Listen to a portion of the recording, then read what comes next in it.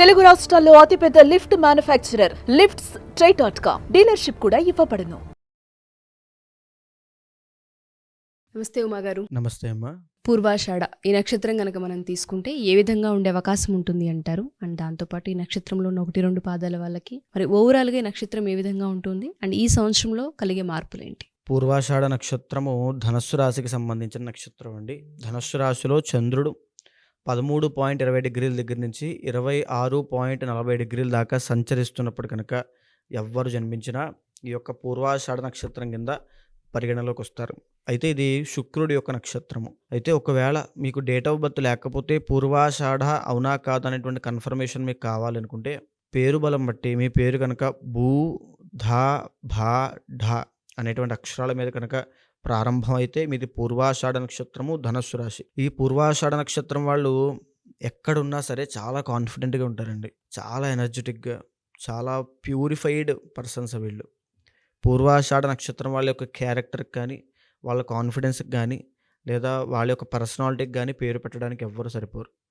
ఆ రేంజ్లో వీళ్ళ యొక్క స్థాయి ఉంటుంది. అయితే 2025 మనం ప్రస్తుతం దాని గురించి మాట్లాడుకుంటున్నాం కాబట్టి అండి, ఈ ధనస్సు రాశి వాళ్ళకి మనం ముందు మాట్లాడుకున్న నక్షత్రం లాగానే అర్ధాశ్రమ శని ప్రారంభం కాబోతుంది. అర్ధాశ్రమ శని అంటే జాతకంలో 4th హౌస్లోకి గోచారపరంగా శని రావడము. ధనస్సు నుంచి లెక్క పెడితే ధనస్సు, మకరము, కుంభము, మీనము. మీనంలోకి శని మార్చి 30వ తారీఖున వస్తున్నాడు. సో వచ్చిన తర్వాత అర్ధాశ్రమ శని దోషం ప్రారంభమవుతుంది. సో ఈ పూర్వాషాఢ నక్షత్రం వాళ్ళకి ఎప్పుడూ లేని విధంగా పనులన్నీ చాలా బ్రేక్ అవుతూ ఉంటాయి.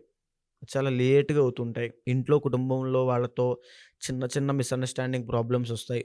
2025 మార్చి 30 తరువాత అండి. అయితే ఈ శని దోషం అంటారు దీన్ని. సో దీన్ని కార్యహాని. ఏ పని తలపెట్టినా సరే అందులో ఏదో ఒక ఇబ్బంది, ఆటంకము, లేట్ అవ్వడము, దీనివల్ల అన్సాటిస్ఫైడ్గా ఉండడము. సో ఇలాంటి ఇబ్బందులు ఖచ్చితంగా ఉంటాయి. సో ఎప్పుడైతే శని మే 15వ తారీఖు తర్వాత మారుతున్నాడో వీళ్ళకి కూడా గొప్పదైనటువంటి విజయాలు కూడా మే 15 టు అక్టోబర్ దాకా బ్రహ్మాండమైన విజయాలు ఉంటాయండి. అయితే మీరేం చేయాలి పూర్వాషాఢ నక్షత్రం వాళ్ళంటే తప్పకుండా శని దోషాన్ని తొలగించుకోవాలి. మీ ఇండివిజువల్ జాతకం చూసుకోండి. అందులో కనుక శని బాగున్నాడు, లేదా ఇప్పుడు నడిచేటువంటి అంతర్దశానాథుడు చాలా బాగున్నాడు, ఉచ్చ స్థితిలోనూ కోణంలోనూ ఉన్నాడు, గొప్పదైనటువంటి యోగకారకుడై ఉన్నాడు అనేక ఉంటే కనుక ఈ శని దోషం నెగ్లిజిబుల్. అర్ధాశ్రమ శని దోషం నెగ్లిజిబుల్ అండి, పనిచేయదు. ఒకవేళ అక్కడ కూడా ఇండివిజువల్ జాతకంలో మాదిరిగా లేకపోతే ఇబ్బందికరంగా ఉండి ఇక్కడ శని దోషం ఉండి గురుడు బాగున్నాడు అనుకోండి, మిక్స్డ్గా ఉంటుంది. ఒకవేళ ఆ ఇండివిజువల్ జాతకంలో అసలు పరమ ఇబ్బందికరంగా ఉండేటువంటి యోగం నడుస్తూ ఈ శని దోషం ఉండడం వల్ల వీళ్ళకి మే 15 తరువాత నుంచి అక్టోబర్ దాకా పట్టినటువంటి గురుబలము ఏదైతే సక్సెస్కి, విజయానికి గొప్పదైనటువంటి యోగం పట్టిందో అది కూడా అంతంత మాత్రంగానే ఉంటుంది. సో పూర్వాషాఢ నక్షత్రం వాళ్ళు చేయాల్సింది ఇండివిజువల్ జాతకం చూపించుకోవాలి. ఇండివిజువల్ జాతకంలో కనుక వీళ్ళు ఏం ట్రై చేసినా సక్సెస్ కావాలనుకుంటే ఇండివిజువల్ జాతకంలో యోగం బాగుంటే, ఇక్కడ గురుడు బాగున్నాడు కాబట్టి విపరీతంగా కొడతారండి సక్సెస్ వీళ్ళు. కానీ అక్కడ ఇబ్బందిగా ఉంటే ఖచ్చితంగా పరిహారాలు ఆచరించాలి. వీళ్ళు తప్పకుండా సుదర్శన హోమం చేయాలి. వీళ్ళ మీద పూర్వాషాఢ నక్షత్రం వాళ్ళ మీద దిష్టి అనేటువంటిది ఎక్కువ ఉంటుంది. ఓకే. ఎలా చెప్పొచ్చునంటే వీళ్ళు స్వతహాగానే చాలా కాన్ఫిడెంట్ పీపుల్, చాలా గ్లామరస్గా ఉంటారు. శుక్రుడు అధిపతి కాబట్టి చాలా ఫ్యాషనబుల్గా ఉంటారు, చాలా స్టైలిష్గా ఉంటారు. సో వీళ్ళ మీద అందరి కళ్ళు ఖచ్చితంగా ఉంటాయి.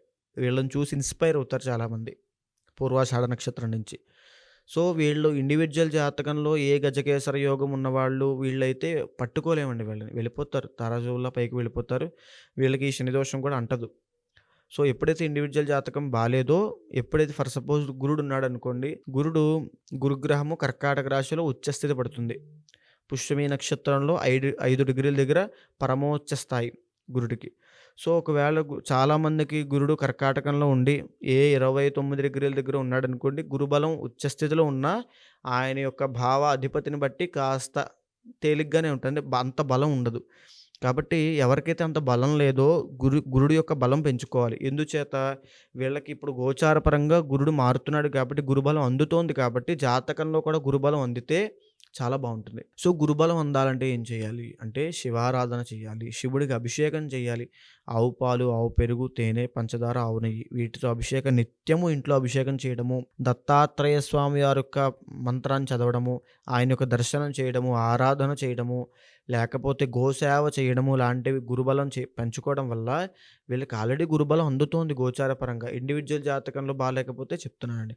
కనకపుష్యరాగం ధరించడము లాంటివి చేయడం వల్ల గొప్పదైన సక్సెస్, గొప్పదైన మార్పులు, ఐడెంటిటీ, పేరు ప్రఖ్యాతులు అనేటువంటివి వస్తాయి.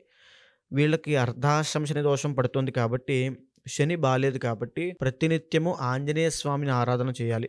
2025లో ఈ పూర్వాషాఢ నక్షత్రం వాళ్ళు ఆంజనేయ స్వామి యొక్క ఆరాధన తప్పకుండా చేయండి. కార్యసిద్ధి కలగాలి.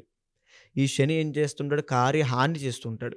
సో ఆంజనేయ స్వామి యొక్క ఆరాధన చేయడం వల్ల శని దోషం పోతుంది, తద్వారా కార్యసిద్ధి కలుగుతుంది. సో ఎప్పుడైతే ఆంజనేయ స్వామి యొక్క ఆరాధన, గురుబలం పెంచేటువంటి ప్రయత్నములు చేస్తారో, ఇండివిజువల్ జాతకంలో ఏదైతే దోషాలు ఉంటాయో వాటికి సంబంధించిన పరిహారాలు ఆచరిస్తారో చాలా బాగుంటుంది. అండ్ ఇంకొకటి, పూర్వాషాఢ నక్షత్రం వాళ్ళకి 1, 2, 3 పాదాల వాళ్ళకి దోషం ఉంటుంది. జన్మతః వాళ్ళకి దోషం ఉంటుంది. వాళ్ళు చాలామంది తెలియక ఆ దోషానికి తగిన శాంతి పరిహారములు ఆచరించరండి. దానికి ఏం చేయాలంటే, మీది 1, 2, 3 పాదాలు అయితే ఖచ్చితంగా దోషం ఉంటుంది కాబట్టి నవవిధ శాంతి ఆచరించాలి. తైలావలోకనం ఉంటుంది, రుద్రాభిషేకం ఉంటుంది, బ్రాహ్మణ సువాసిని పూజ ఉంటుంది, ఇవన్నీ ఉంటాయి. సో తప్పకుండా నవవిధ శాంతి ఆచరిస్తే వీళ్ళకి ఆగిపోయిన సక్సెస్ అవ్వచ్చు. తల్లిదండ్రులకు వచ్చేటువంటి ఆరోగ్య సమస్యలు, కుటుంబంలో వచ్చేటువంటి తగాదాలన్నీ తగ్గిపోతాయి. తప్పకుండా పూర్వాషాఢ నక్షత్రం వాళ్ళు ఇవన్నీ ఆచరించడం వల్ల 2025లో మే 15 తర్వాత నుంచి అక్టోబర్ దాకా గొప్ప సక్సెస్ అనేది చూడబోతున్నారు. సో మీరు అన్నట్టుగానే ప్రతి నక్షత్రం వారికి కూడా గురుస్థానం అనేది బాగున్నప్పుడు మాత్రమే ఆర్థిక విషయాల్లో ఎస్పెషల్లీ కలిసి వచ్చే అంశాలు చాలా ఎక్కువగా ఉన్నాయని చెప్తూ ఉన్నారు. అర్ధాష్టమ శని ఉన్నప్పటికీ కూడా గురుబలం ఉండాలి అని చెప్తూ ఉన్నారు. ఎవరికైతే శని ప్రభావం ఉన్నా, అర్ధాష్టమ శని ఉన్నా, లేదంటే గురు ప్రభావం మాకు లేదు, ఫినాన్షియల్స్లో చాలా ఇబ్బందులు పడుతూ ఉన్నాం అనుకునే వాళ్ళందరూ కూడా పర్సనల్గా అపాయింట్మెంట్ కావాలి అనుకున్నా, లేదా పూజలు చేయించుకోవాలనుకున్నా ఏ విధంగా మిమ్మల్ని కన్సల్ట్ అవ్వాలి అంటారు? అండ్ అంతర్గత జాతకం ఏ విధంగా చూపించుకోవాలి అంటారు? తప్పకుండా అండి. కింద మీకు స్క్రోల్ అవుతున్న నెంబర్కి ఫోన్ చేస్తే మీ date of birth, time, place of birth 3 కావాలి తప్పకుండా. ఇవన్నీ ఉంటే మీ జీవితాన్ని ఎగ్జాక్ట్గా షార్ట్గా ప్రిడిక్ట్ చేయొచ్చు. దాన్ని బట్టి మీరు ఏ నిర్ణయం తీసుకుంటే బాగుంటుంది, ఏ పరిహారం ఆచరిస్తే మీరు సక్సెస్ వస్తుంది అని చెప్పి, ఏ దేవతారాధన చేస్తే బాగుంటుందో కూడా నిర్ణయించవచ్చు. కాబట్టి తప్పకుండా కన్సల్ట్ అవ్వండి.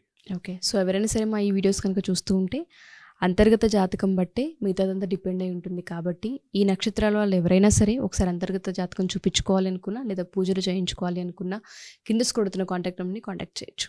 థ్యాంక్ యూ అండి. Thank you so much. నమస్తే అమ్మా.